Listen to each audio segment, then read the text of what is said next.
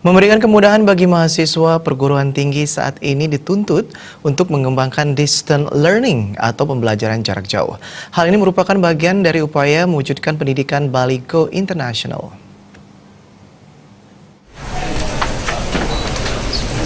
Majunya era globalisasi saat ini menuntut perguruan tinggi untuk mengembangkan pendidikan online learning.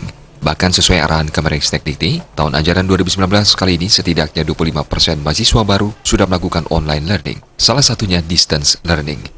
Sistem ini dilakukan untuk mengantisipasi kendala SDM seperti dosen pengajar dan sarana dan prasarana. Menanggapi arahan tersebut, Undiksa sebagai perguruan tinggi di Bali Utara secara bertahap melakukannya. Bahkan Rektor Undiksa Nyoman Jampel menyambut baik arahan tersebut. Menurut revisi kurikulum akan dilakukan untuk mendukung program ini. Kedepan pihaknya akan mencarikan strategi bagaimana output dari distance learning ini bisa menghasilkan kualitas lulusan yang bagus.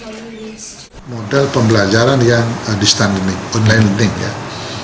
Mengapa ini? Karena memang di perguruan tinggi yang di luar negeri yang saya tahu itu dia sudah tidak tatap mukanya full, tetapi memang sudah menggunakan online learning.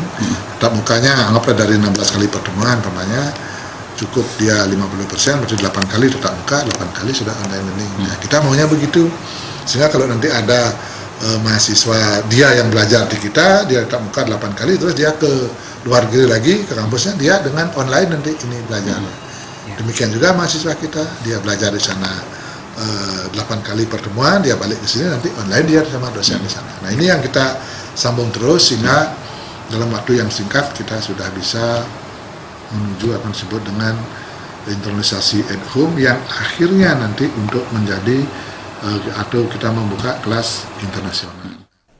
Kini, Undiksa terus menjalin kerjasama dengan perguruan tinggi lainnya guna menyukseskan program online learning.